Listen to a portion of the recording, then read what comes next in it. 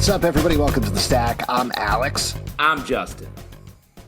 Oh, I was waiting for I'm Pete in my head. Oh, wow, my God. in your brain. Oh, no. And on The Stack, we talk about a couple of books that have come out. I do miss him. A couple of books that came out this week. Unfortunately, Pete, our co-host, will not be here with us this week to talk about his opinions, but we'll channel them anyway. We'll try to bring them out. Oh, definitely. We share so many opinions that I'm sure we're going to cover his bases. There'll be a lot of overlap. Let's kick it off with a big new one. Justice League Road to Dark Crisis. Number 1 from DC Comics, written by Joshua Williamson, Jeremy Adams, Chuck Brown, Philip Kennedy Johnson, Stephanie Phillips, art by Dan Jurgens, Rosie Camp, Fico Ossio, Leila Del Duca, and Clayton Henry. Now, as you can probably figure out from the title, this is the table setting, I would say, for Dark Crisis, the next big event from DC Comics. Dark Crisis finds Pariah being manipulated once again, this time by the Great Darkness, to destroy the DC Universe. As we found out in Dark Crisis number 0, the Great Darkness has been behind every crisis, every villain that has ever hit the DC Universe. So here we get a couple of short tales of some of the main characters that are going to play big throughout this crossover. What did you think about this issue, Justin? It's funny, this issue, like, for sort of, it's the Road to Dark Crisis. So this is sort of like some table setting, some throat clearing. We're checking in with some characters. I was surprised by how little happens, or how little is put on the table here. Because it's a lot of like, the Justice League, they're gone, right? And they're like, well, no, not really gone. It's like, they're probably gone. They're dead. Maybe they're gone. They're not dead. And it's just a lot of like, sort of wrestling, but not really landing on the deal. Yeah. And I was surprised by that. This felt like it was really going to be like, okay, get ready, because here's what's coming. And it really was very much this isn't what's coming. This is what's happened. You have Pariah, who's doing something vaguely origin forming for this. And then you have just a bunch of other villains who are like, hey, we're going to do some crimes, some regular crimes, which I was surprised. It feels like this is a very low-stakes kickoff. Here's my big problem with it. No Bob Hope, no Bing Crosby. How is this even a Road to title? You know what I'm talking about? Wow. Perhaps the deepest cut. They say the first cut is the deepest, but a Bob Hope reference in 2022 is perhaps deeper than the first cut. Yes, this is a very deep cut. I agree with what you're saying. It was not what I expected. At the same time, I thought these were some pretty solid stories of the DC Universe. I like the Nightwing Flash team up. I thought that was fun. I did think the Pariah story in particular was really good. I liked artistically how they kept flashing between his current circumstances and the things that are literally haunting him from his past. I thought that was very good. And I liked a lot of the rest. When your name's Pariah, it's like, of course. Yeah, when you name a kid Pariah, things are not good in the future. Not a top 10 name. Not right underneath Oscar and above Otis in that current naming structure. Exactly. Also, P is generally not between O's and O's, but we won't get into it. I'm talking about popularity-wise, Alex. I know what you're saying. You just called out 2 O names around a P name, so I couldn't let that slide. Wow. You're the P to the podcast now. Yeah. I love on you about everything. Alphabet police over here. Okay. My alphabet goes in whatever direction I want it to. But if you are looking if you haven't been in the DC Universe for a while and are wondering what's going on with some of the characters, I think that's the point of this book. That's what's going on here. And I will say, this does, to that point, this does lay out, like, Hal Jordan still around. All of his friends, the friends on his level are gone. You've got not the Arthur Aquaman. You've got which Flash is hanging around. Like, we do definitely get sort of like the players stepping up to bat here a little bit. Yeah, so there's that. Let's move on to another one, though, which is also slowly building to its own big event, TBD, but Avengers Forever, number 6 from Marvel, written by Jason Aaron, art by Jim Toh. In this issue, we're catching up with another part of the multiverse, specifically a T'Challa who was almost killed by a Killmonger who seems to be wearing destroyer armor, going around the multiverse, killing as many Black Panthers as he can. And this Black Panther first takes on an identity very similar to Spider-Man, then one similar to Iron Man, and ultimately, I think, spoiler here, but Starbrand by the end of the issue, seemingly going to team up with a bunch of these other multiversal Avengers. What'd you think about this one? I feel like Jason Aaron has been writing the Avengers for so long now that he can just drop in with sort of a left field type story like this and just hit it. It's just it's a fun story. This feels like an extension of the Killmonger episode of the What If series. You could definitely draw that connection, I think. And it's fun. You see T'Challa in a sort of a way where you're like, why would he choose to do that? Be like a Spider-Man. I wonder what that sort of larger point is. Is it a totemic thing of like in every multiverse there is a Spider-Man, there is an Iron Man, and each character sort of occupies different roles throughout the multiverse, which is sort of cool and very Marvel-y. And I just like sort of this feels like a one and done, but it's actually not. It's leading up to this larger story that Jason Aaron is telling. He's just such a master of the one-off issue that actually means something later form.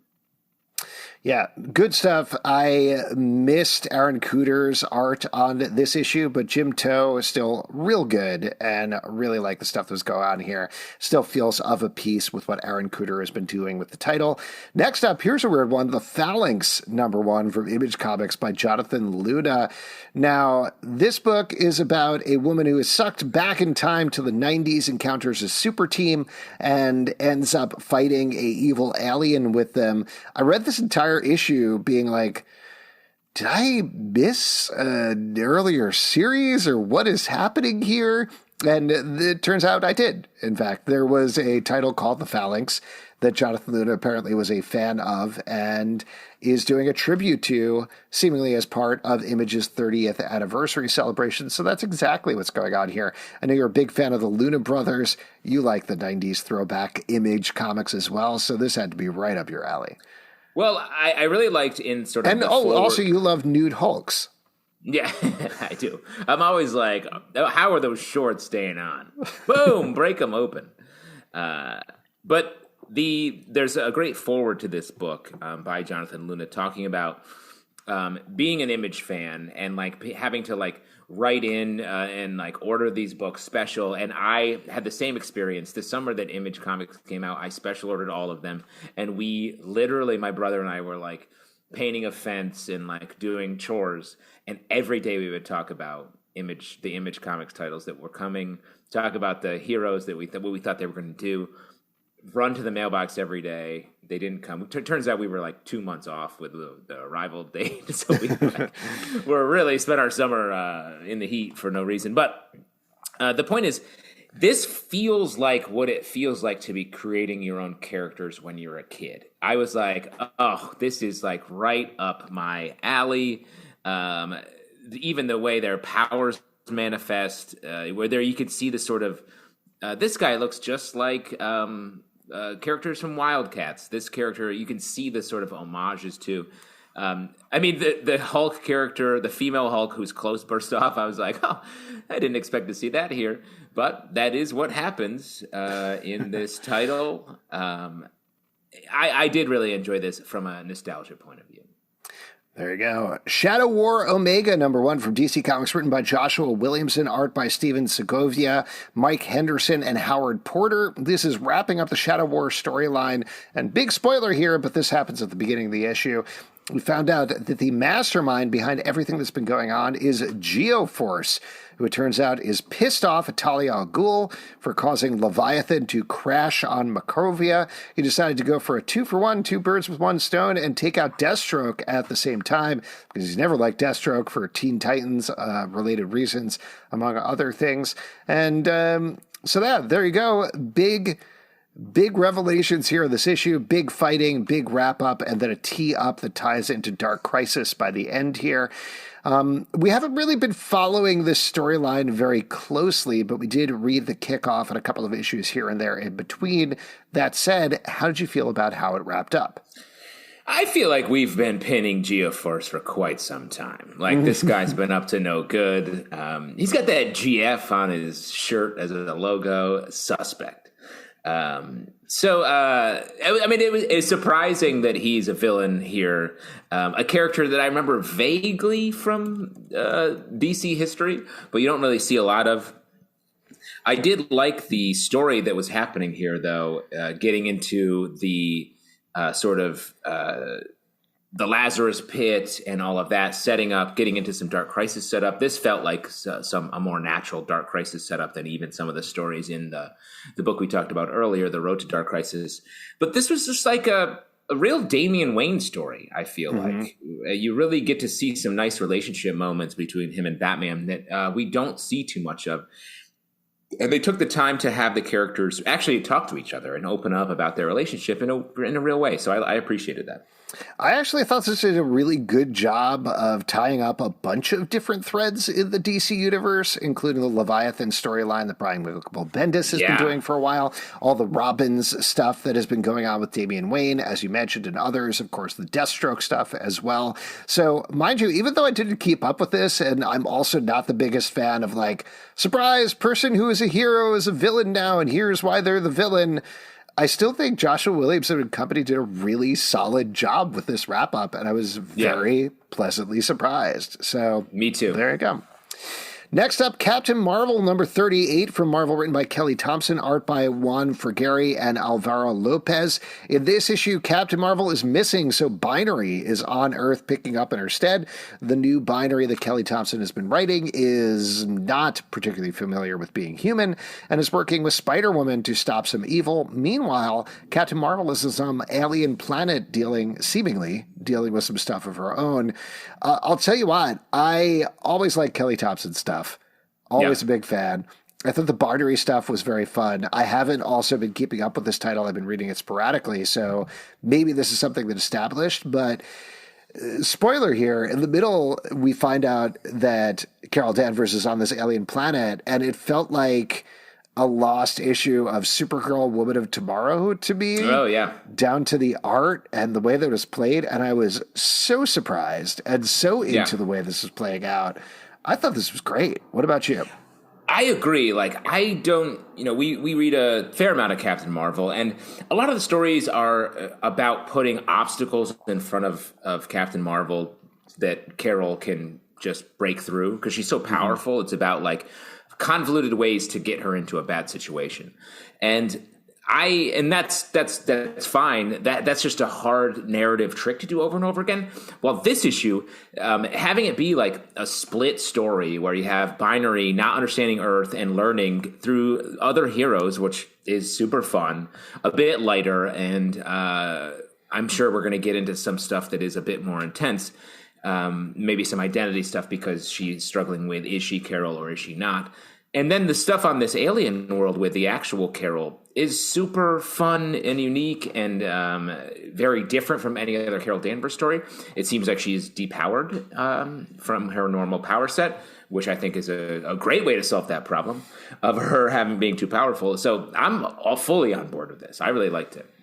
Next up, The Closet, number 1 from Image Comics, written by James Tynion IV, art by Gavin Fullerton. This is a new horror comic by James Tynion IV, and as I said on our live show, just sign me up for any of that.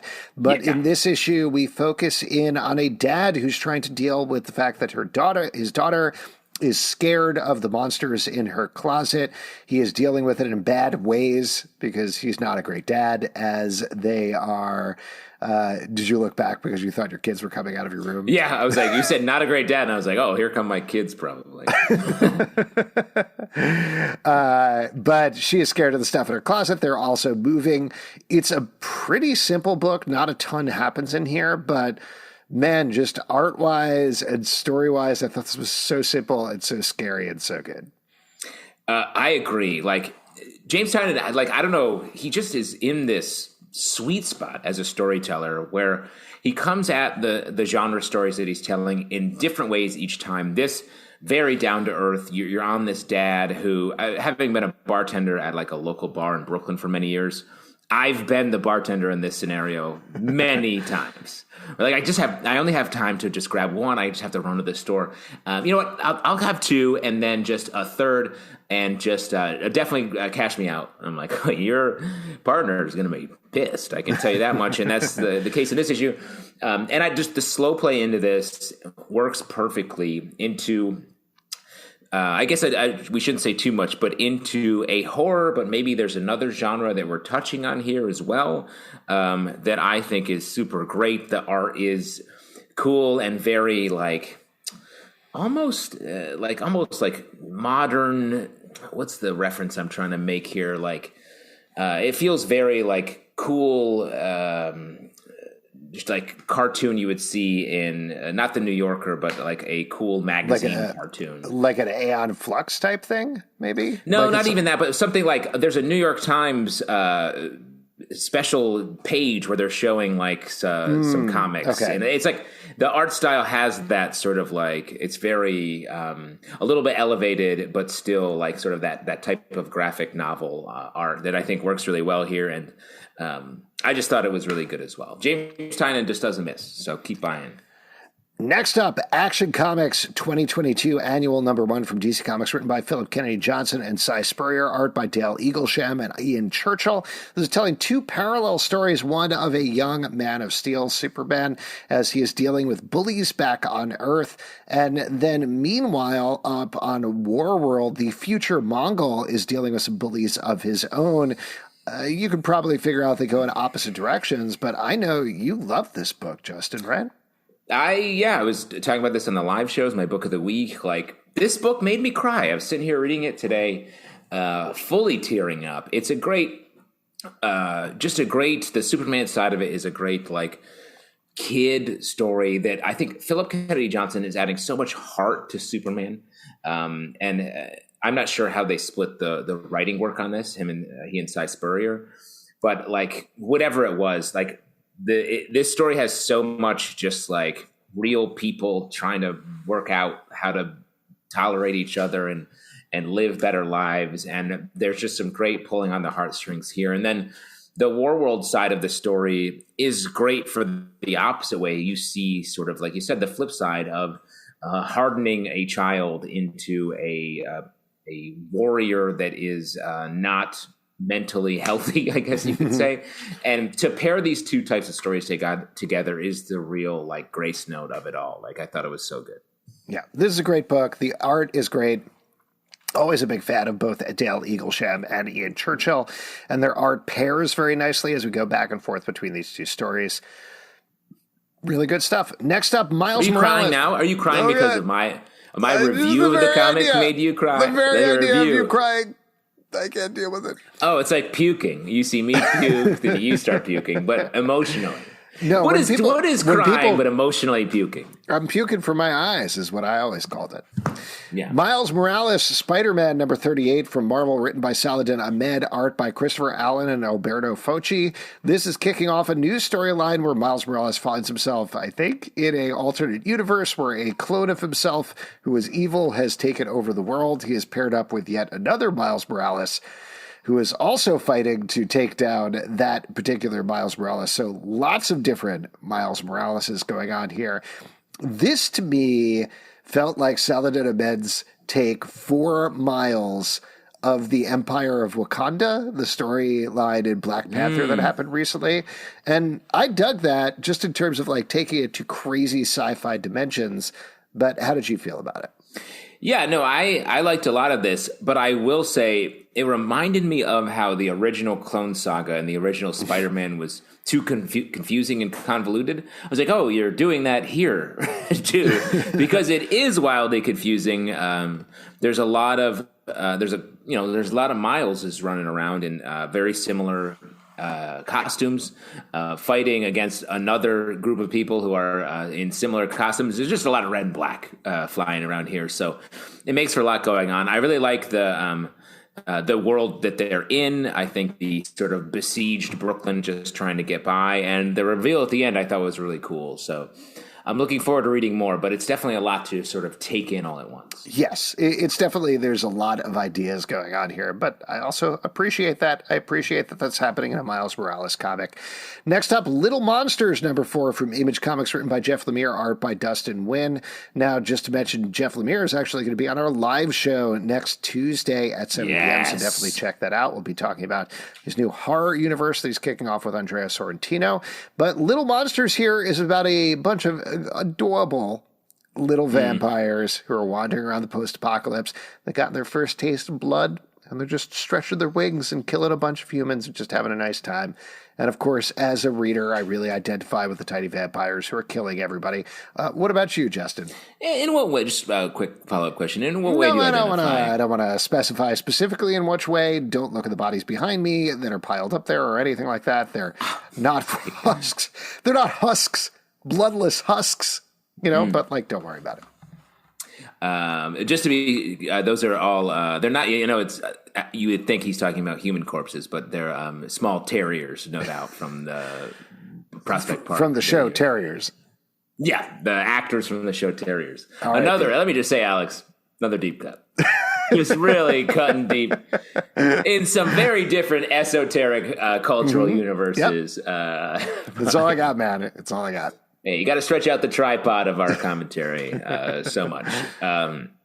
This book, I feel like Jeff Lemire's work lately has been so much about pacing and about really walking us into a story at the pace he wants, so he can really control the reveals and control sort of the temperature of the intention of the story.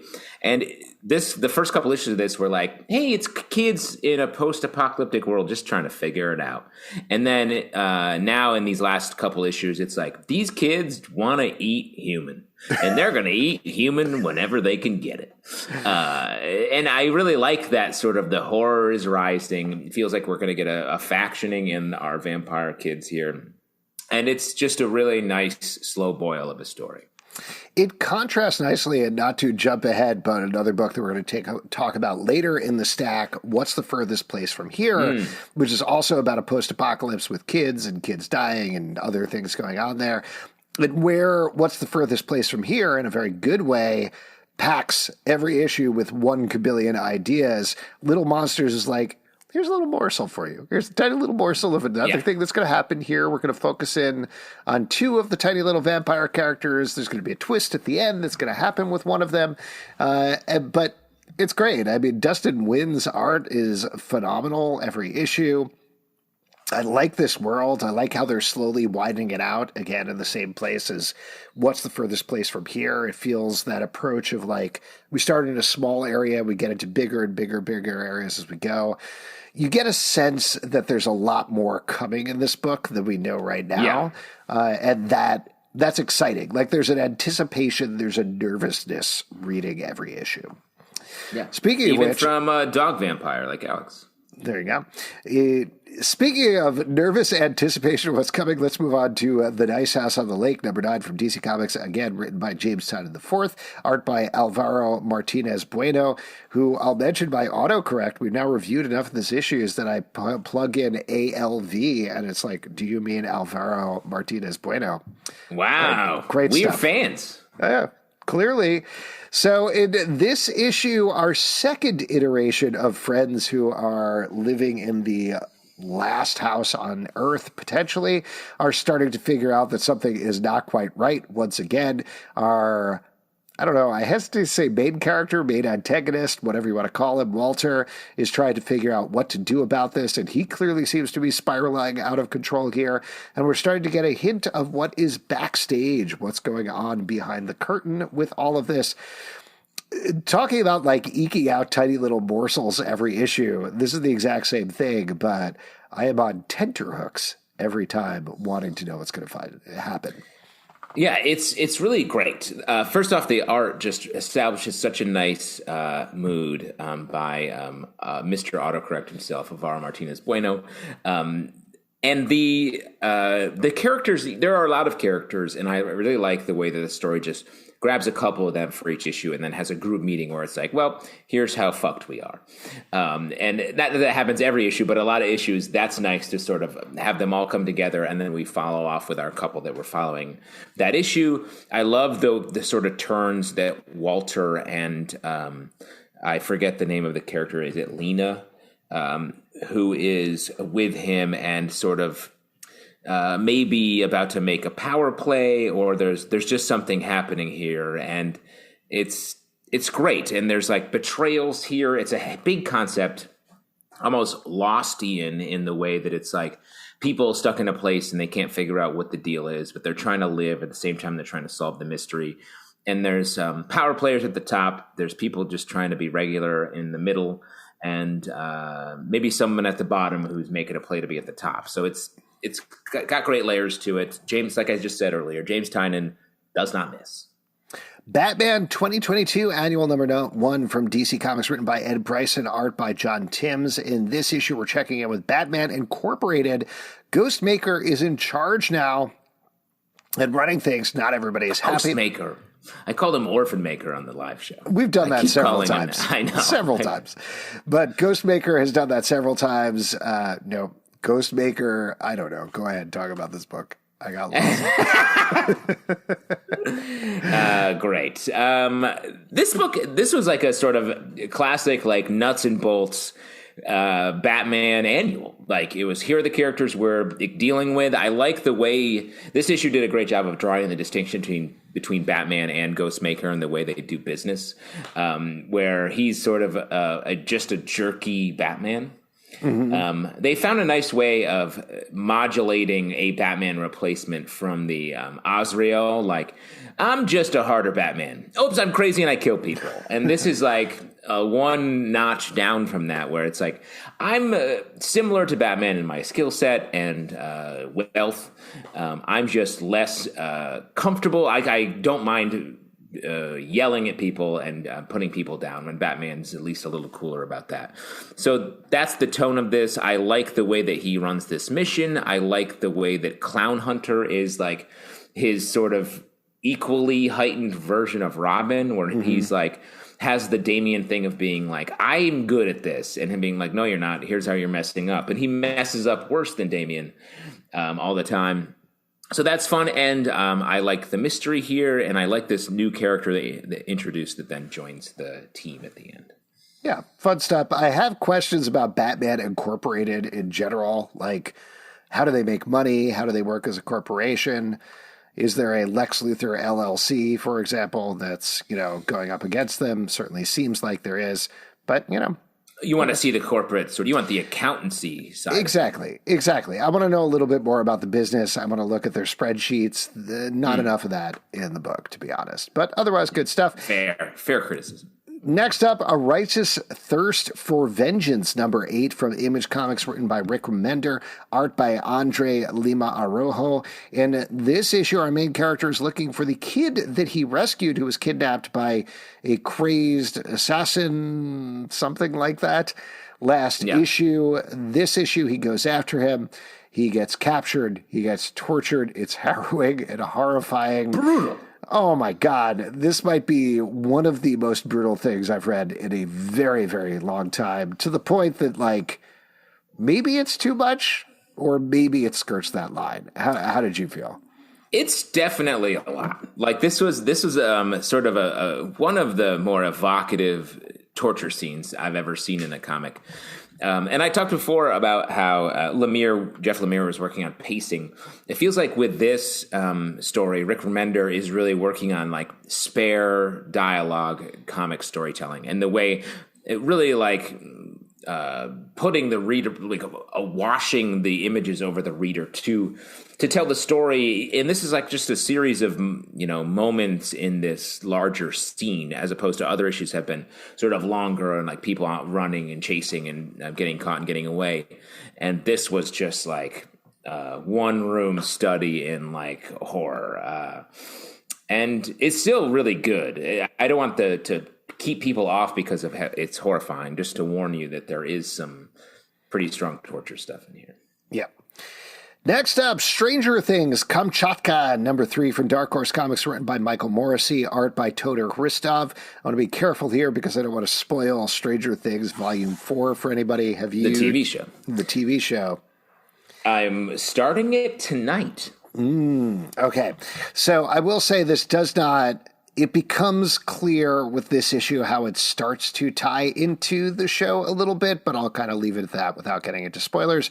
That said, I continue to really like this book. I think this is now my favorite miniseries from Stranger Things from Dark Horse Comics. It's dealing with stuff going on with Russia, this spy scientist that's helping out 2 kids. It ties into a secret Russian facility where they have a Demogorgon. A lot of stuff going on there, but it really feels of a tone of the show. I'm into the characters, into the mystery. I'm really digging this quite a bit. What about you, Justin? Same thing. They've done a fair amount of Stranger Things tie-in series, bridging the gap between season 3 and season 4. And this is by far my favorite. I think this is the most successful. It really just like tells a fully different story in the Stranger Things world. And it's good. It's scary when it needs to be. And for everything that happens in this issue, I'm curious to see. I don't know what's going to happen in the next issue. Yeah. There we go. Next up, we mentioned it earlier, but What's the Furthest Place from Here? Number 6 from Image Comics, written by Matthew Rosenberg. Borgie. Art by Tyler Boss. And in this issue, our main characters are dealing with the fact that they did some really messed up stuff at a carnival. The last 2 issues, maybe. Yep. And this issue, they're put on trial for that. They end up in a very different place in very different circumstances by the end of the issue, as well as the overall mystery is starting to unravel itself. Every issue is an absolute treat of this book, I will say. What's your take?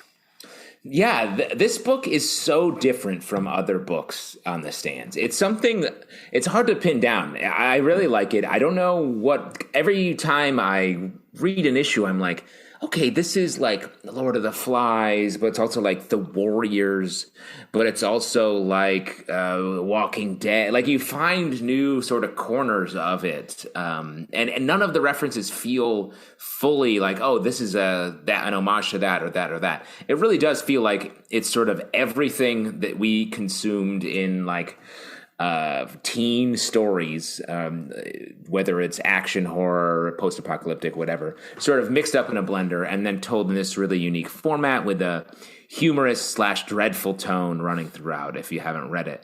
And yeah, so much happens in this issue for the characters. It feels like the pace of the story is really picking up as we move out. And I'm curious if now we're moving away from sort of the different gangs or families that we've met so many of, or if it's all coming up in a big sort of crash coming soon. We'll have to see. Last but not least, we have Demons, number 3 from Image Comics, written by Scott Snyder, art by Greg Capullo. This is the final issue of the first book of the title as our main characters come face to face with the demons. We hear somebody say, "We have demons," in this issue. So they call out the title right there. But they're going to bat for Halo, which is this mystical substance that potentially comes from heaven or a meteorite or something like that, that is able to battle these demons. They go face to face with them. It's brutal. It's exactly what you'd expect from a Scott Snyder, Greg Capullo comic. What'd you think? Yeah, I like this too. This does a good job of mixing, like some of the other books we've talked about, comedy and some big horror action, big so I guess sci-fi fantasy action. I like that Scott includes the script at the end, which is always great to read if you're a fan of the comics, to see how they spin it together. And especially people that have been working together for so long, it's cool to see the way that Scott sort of is like, hey, if you don't like this, do something you like. You always get it right. And it's just like, oh, that's so nice. Imagine getting an email at your job like that. But this series also does a good job of having the characters, the heroes, always feel like they're losing. Mm-hmm. They really feel like they're up against it with this. Even at the end of this issue, it feels like they are in an interesting place, and yet still it's like, so good luck. Yeah. This, to me, the two big takeaways that I had is, one, this feels of a piece with Noctera, the book that Scott is doing with Tony S. Daniel, just because it is this other post-apocalyptic world with a very specific idea where things are going horribly wrong, but maybe there's a light at the end of the tunnel, literal or otherwise. And on Greg Capullo's end, this feels like watching a bunch of Violators from Spawn that he would draw back in the day, just all in a book together, and it's very fun. It's just them doing talking about Violators. I love talking about Violators, man. And if you would like to support me talking about Violators, patreon.com/comic book club. Also, we do a live show every day. Sorry. I need some dog. Gotta suck Get this guy some dog blood. Gotta suck some dog is a phrase that I knew I would say but at the beginning of the podcast, now here at the end of the podcast. Patreon.com/comic book club. Also, we do a live show every Tuesday night, 7 p.m. to Crowdcast YouTube. Come hang out. We'd love to chat with you about comic books. iTunes, Android, Spotify, Stitcher, or the app of your choice to subscribe, listen, and follow the show at Comic Book Live on Twitter, comicbookclublive.com for this podcast and many more. Until next time, we'll see you at the comic book shop. Stay dog full, gang.